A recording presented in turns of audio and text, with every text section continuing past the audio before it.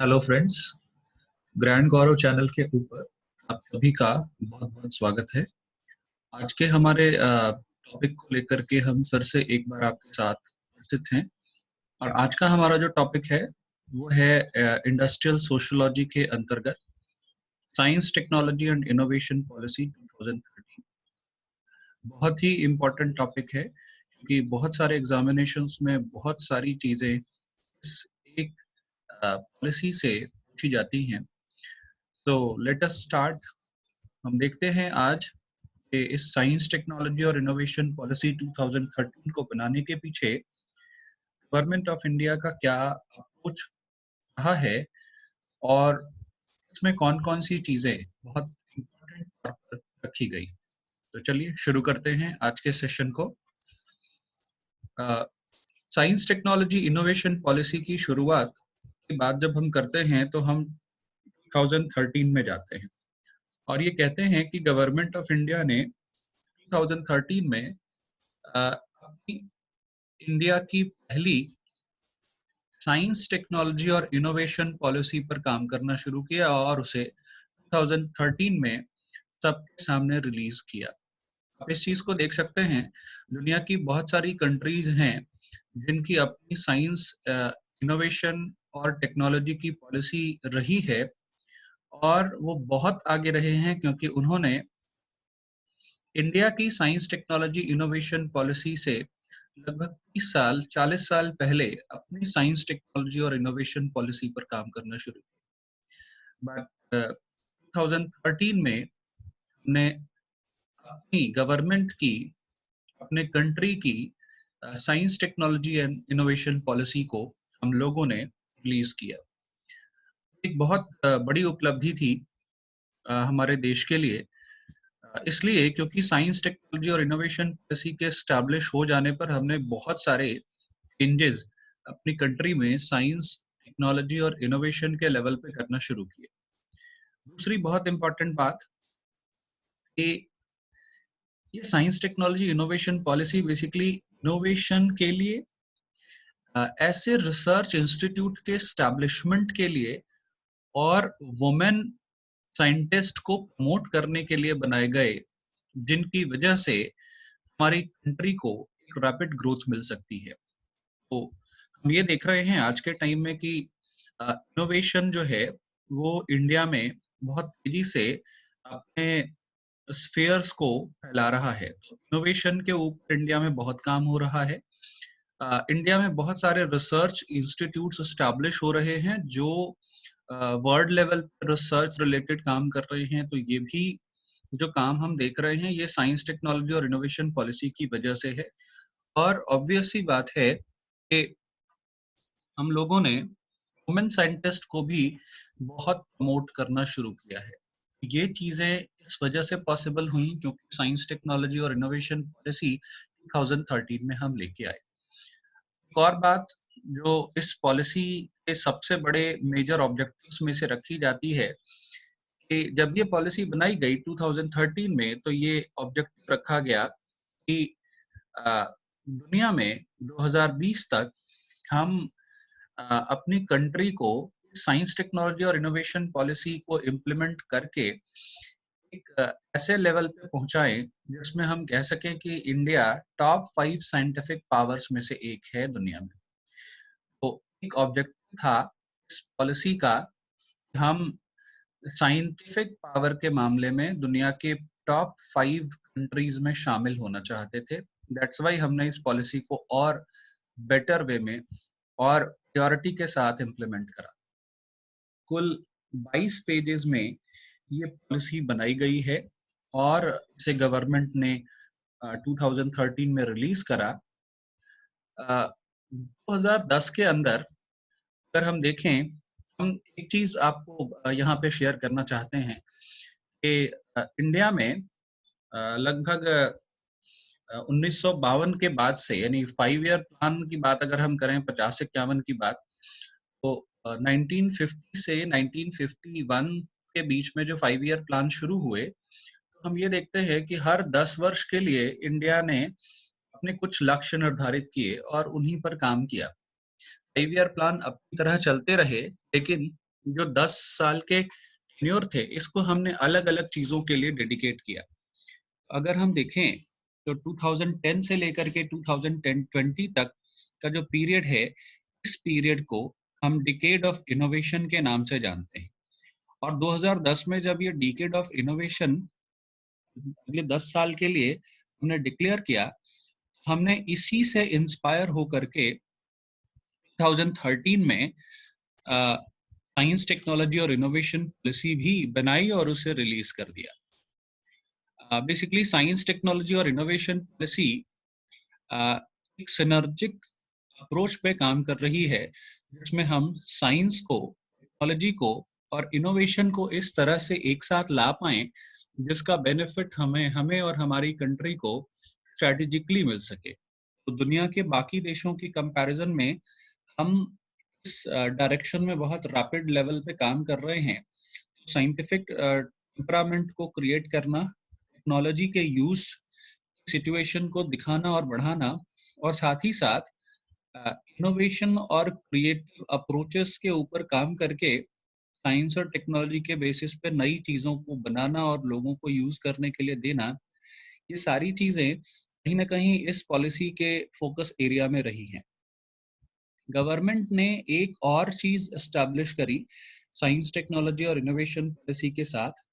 और जब हम बात करते हैं गवर्नमेंट ने क्या एस्टैब्लिश करा, तो अगली चीज जिसे हम कहते हैं national innovation council. National innovation council जो है, ये इसी पॉलिसी की देन है, जिसकी वजह से हमने एक ऐसा काउंसिल बनाया जिस काउंसिल का ऑब्जेक्टिव ही यही था कि इंडिया में इनोवेशन को इग्नाइट करना है नेशनल लेवल पे और उसे प्रमोट करना है। अगली जो चीज जो इस पॉलिसी के अंतर्गत हमें दिखती है कि साइंस रिसर्च और इनोवेशन सिस्टम्स को लेकर के हम हाई टेक्नोलॉजी पाथ की तरफ चलें इंडिया में, तो ये भी एक गोल हमने रखा इस पॉलिसी का। हमने इस पॉलिसी को ध्यान में रख करके साइंस के मामले में, रिसर्च के मामले में, इनोवेशन सिस्टम के मामले में, और जितना भी इंडिया में हम हाई लेवल टेक्नोलॉजी को लेकर के चल सकते हैं, उसको लेकर के चलने के रिलेशन में भी ये पॉलिसी बहुत हेल्प करती है, क्योंकि ये एक मेजर ऑब्जेक्ट में से एक था। जितना भी एस्पिरेशन है इंडिया का, जितना भी एस्पिरेशन है इंडिया का कि आगे आने वाले टाइम में इंडिया एक ऐसी पावर के तौर पर दुनिया के सामने उभर के आए जिसकी साइंटिफिक टेक्नोलॉजी, जिसका साइंटिफिक अप्रोच, जिसके इनोवेशंस जो है पूरी दुनिया को अमेज कर सके। अभी हम इनोवेशन के मामले में बहुत सारी कंट्रीज का नाम ले सकते हैं। हम बहुत सारी कंट्रीज को जानते हैं, नॉर्वे है, जापान है, इजराइल है, जो कि बहुत अलग अलग तरह के इनोवेशंस में जाने जाते हैं। लेकिन अगर हम बात करें इंडिया की, हमने 2013 में ये पॉलिसी इसलिए लॉन्च की ताकि हम बेटर एज दुनिया में पा सकें। चलिए थोड़ा और जानते हैं इस पॉलिसी को अच्छी तरह से, क्योंकि इस पॉलिसी को समझ लेना बहुत इम्पोर्टेंट है आपके एग्जामिनेशन पॉइंट ऑफ व्यू से। कुछ की एलिमेंट्स की बात करें, हम कुछ पॉइंट्स को डिस्कस करेंगे आपके साथ। और ये 2013 साइंस टेक्नोलॉजी और इनोवेशन पॉलिसी के की पॉइंट्स आपके सामने दिख रहे हैं स्क्रीन पे। सबसे पहला पॉइंट जो है, ये कहता है कि इंडिया में हमें एक साइंटिफिक टेम्परामेंट, एक साइंटिफिक सिचुएशन को क्रिएट करना है। हमें साइंस के लेवल पे लोगों के अंदर एक ऐसी फीलिंग, एक ऐसा एनवायरनमेंट क्रिएट करना है जिसको जिसको जिसको क्रिएट करके हम सोसाइटी में हर एक लेवल, हर इंडिविजुअल तक साइंस टेक्नोलॉजी और इनोवेशन के इम्पोर्टेंस को पहुंचा सके और ज्यादा से ज्यादा उन्हें यूज करने के लिए यूजर फ्रेंडली बना सके। पहला हमारा जो था, ये था कि हमें सोसाइटी में एक साइंटिफिक टेम्परामेंट क्रिएट करना है। दूसरा, हमें स्किल्स के लेवल पे काम करना है। हमें जो यंग जनरेशन है, जो युवा पीढ़ी है, उस युवा पीढ़ी को हमें साइंस और साइंस से रिलेटेड चीजें, उनके एप्लीकेशंस, उससे रिलेटेड स्किल्स को अवेयर कराना है ताकि वो ज्यादा से ज्यादा इन चीजों को यूज कर सके। हमें प्रमोशन देना है ऐसी पॉलिसीज को जिससे लोग साइंस के फील्ड में, रिसर्च और इनोवेशन के फील्ड में बहुत अच्छे से अपने करियर को लेके चल सके, यानी करियर एडवांसमेंट का भी एक पॉइंट हमने इसमें रखा। जितने भी टैलेंटेड या ब्राइट माइंड स्टूडेंट या जितने भी ब्राइट माइंड यंग पीपल हैं जो कि सोसाइटी के डिफरेंट डिफरेंट सेक्शन से आते हैं, हमें उनके लेवल पे भी उन्हें जितना हो सके इस पॉलिसी के अंतर्गत साइंस टेक्नोलॉजी और इनोवेशन की तरफ अट्रैक्ट करना है। ये भी एक पॉइंट है इस पॉलिसी का। फोर्थ पॉइंट जो है वो कह रहा है एस्टैब्लिशिंग वर्ल्ड क्लास इंफ्रास्ट्रक्चर।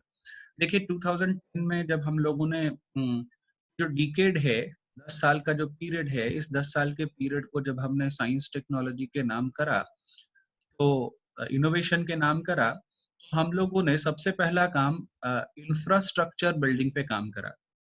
हमारे पास रिसर्च फैसिलिटीज की जरूरत थी, हमें डेवलपमेंट एक्टिविटीज की जरूरत थी, हमें वर्ल्ड क्लास लैब की जरूरत थी, हमें डिफरेंट टूल्स, टेक्निक्स और टेक्नोलॉजी की जरूरत थी जिसके थ्रू हम साइंटिफिक फील्ड में और आगे बढ़ सकें और एक ग्लोबल लीडर के तौर पर अपने आप को प्रेजेंट कर सकें।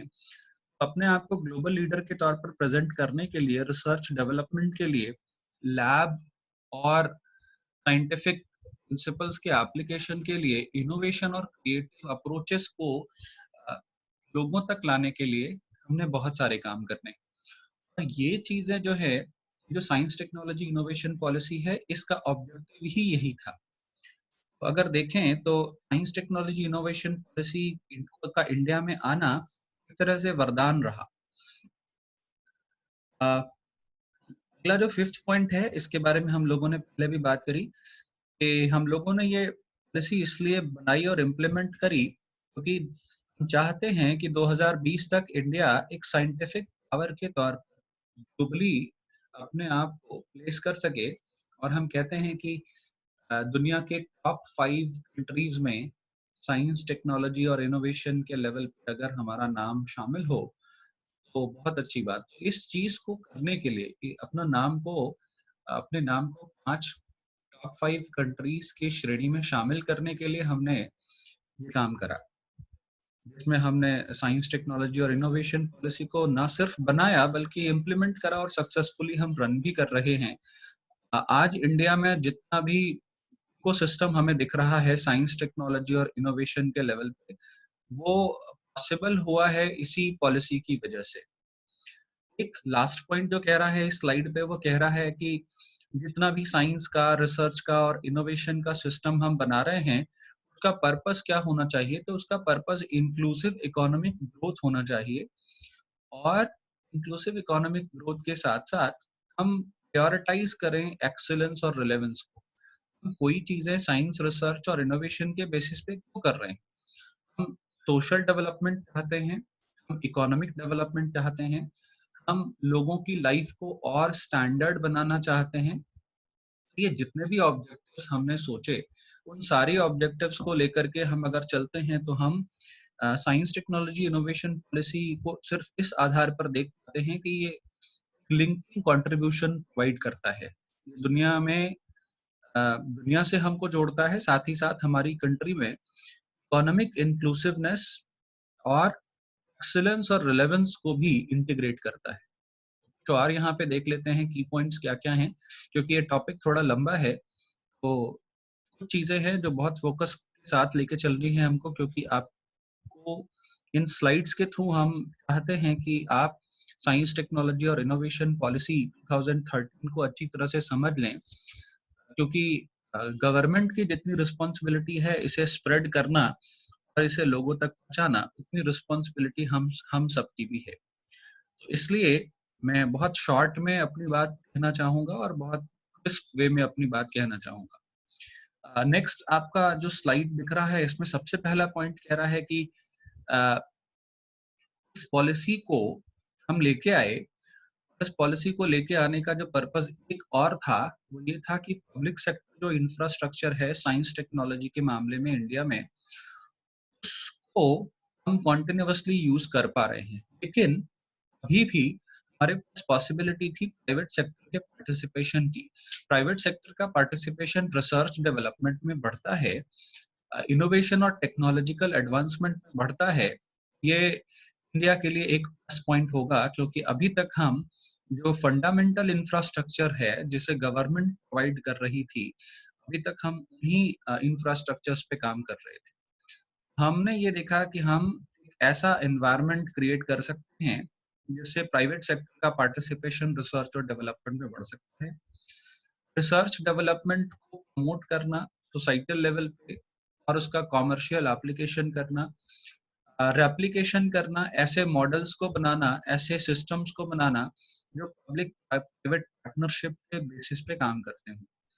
हमें न केवल प्राइवेट सेक्टर को पार्टिसिपेशन के लिए और रिसर्च डेवलपमेंट के लिए एक एनवायरनमेंट देना था, बल्कि साथ ही साथ रिसर्च और डेवलपमेंट के मामले में सोशल और कॉमर्शियल एप्लीकेशंस को हम और बेटर कर पाएं, इसलिए हम ऐसे मॉडल्स और ऐसे स्ट्रक्चर्स को स्टैब्लिश करने के ऊपर भी काम कर रहे थे जो पब्लिक प्राइवेट पार्टनरशिप के ऊपर डिपेंड करता हो, जिसे हम लोग मॉडल कहते हैं।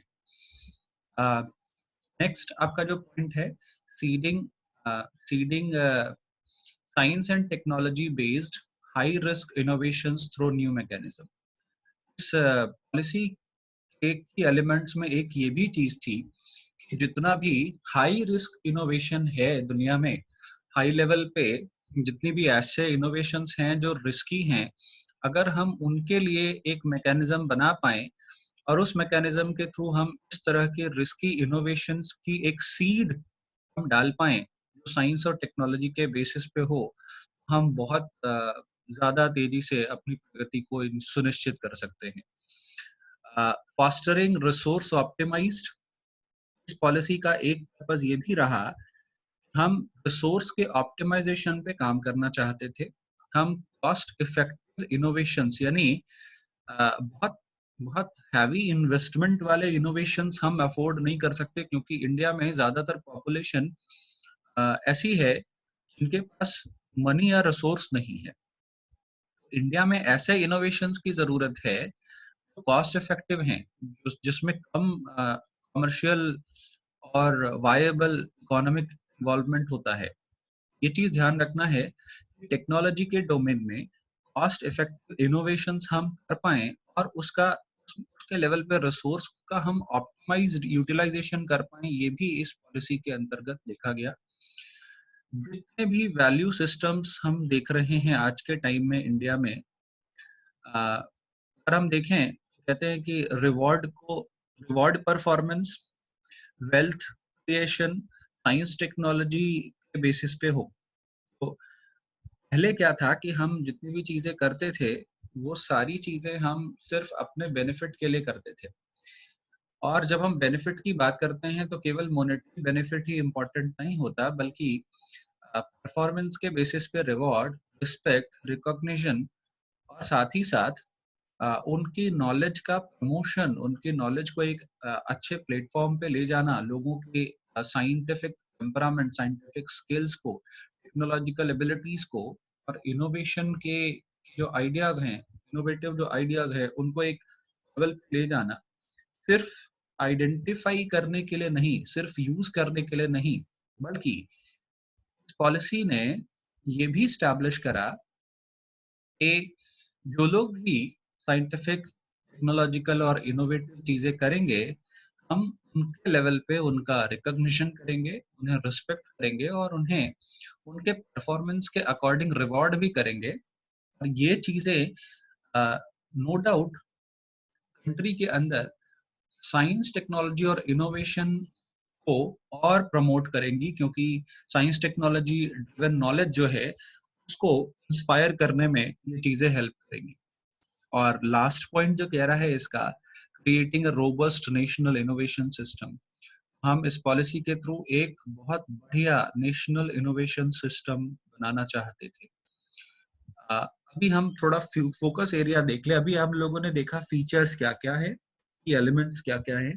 अब इसके फोकस एरिया जिसपे पूरी ये साइंस, टेक्नोलॉजी और इनोवेशन पॉलिसी काम कर रही है अभी भी, तो अगर हम देखने जाते हैं तो हम कहते हैं प्राइवेट सेक्टर का इन्वेस्टमेंट बढ़ाना है।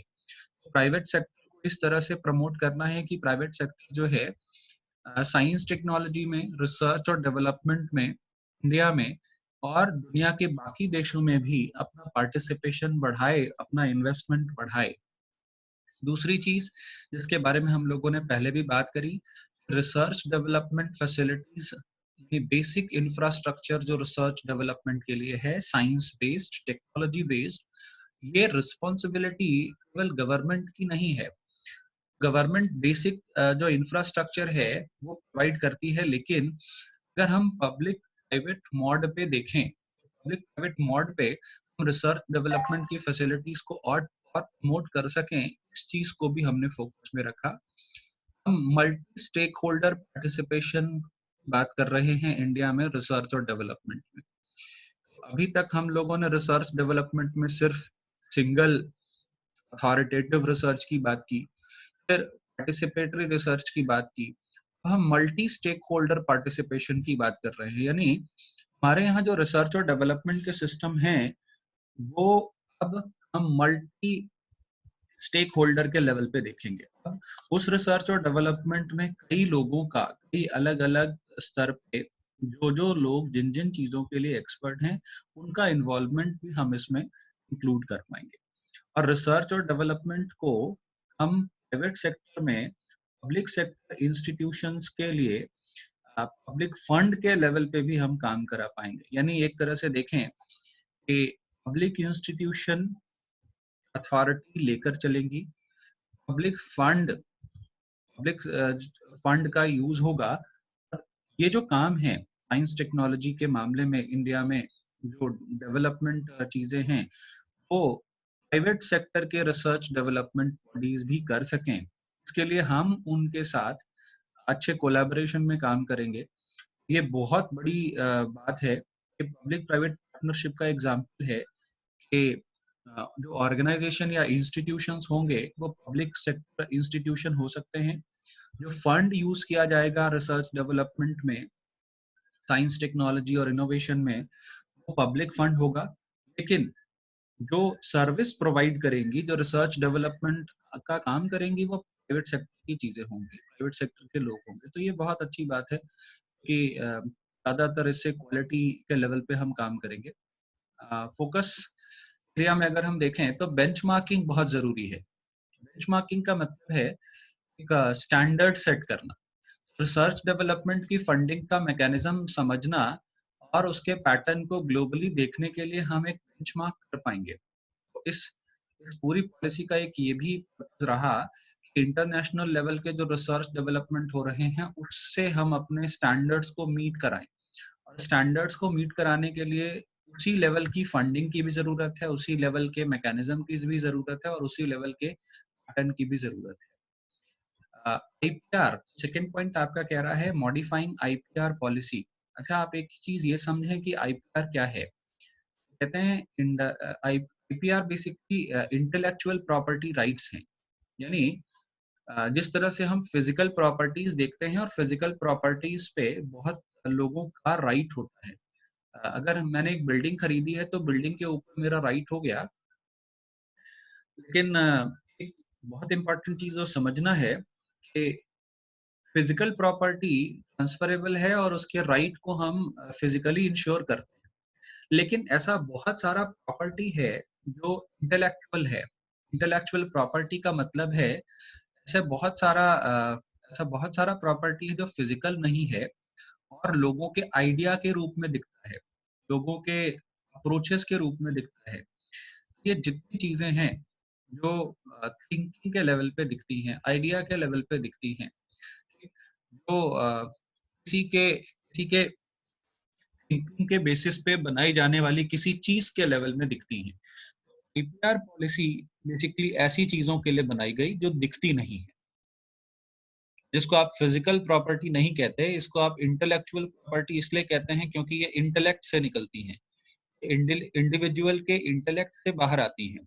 उसके नॉलेज, उसके स्किल, उसकी थिंकिंग, उसके माइंड, उसकी मेमोरी, ये सारी चीजों से जो चीजें निकल के आती हैं वो सारी इंटेलेक्चुअल प्रॉपर्टी हैं।